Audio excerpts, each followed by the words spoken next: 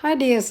இன்னைக்கு காலையில் எழுந்திருக்கும் போதே ஒரு நல்ல பாசிட்டிவ் வைபோடு எழுந்தாச்சு. ஏன்னு உங்களுக்கே தெரியும். நேற்றுக்கு நைட்டை எல்லா வேலையும் பார்த்து விளக்கெல்லாம் ஏற்றி வச்சுட்டு அடுப்பெல்லாம் கோலமெல்லாம் போட்டு வச்சதுனால நல்லாவே இருந்தது.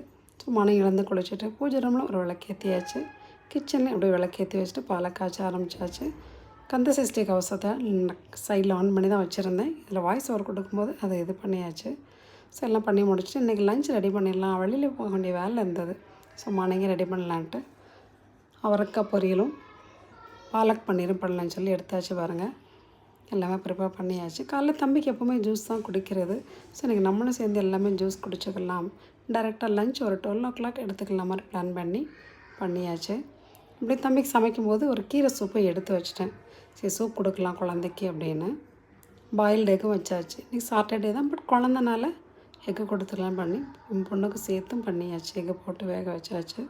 ஸோ ரெடி ஆகிடுச்சு பாருங்கள். பாலக் பன்னீர் அருமையாக இருந்தது பார்க்குறதுக்கே. பன்னீர் வந்து பார்த்திங்கன்னா பட்டரில் தான் ஃப்ரை பண்ணியிருந்தேன், குக்கிங் பட்டரில். ஸோ நல்லா இருக்கிற மாதிரி இருக்குது. எல்லா வேலையும் முடிச்சாச்சு பாருங்கள். நான் சொன்ன மாதிரி வேலைக்கு வரலனால எல்லா வேலையும் முடிச்சு நீட்டாக கிளம்பியாச்சு.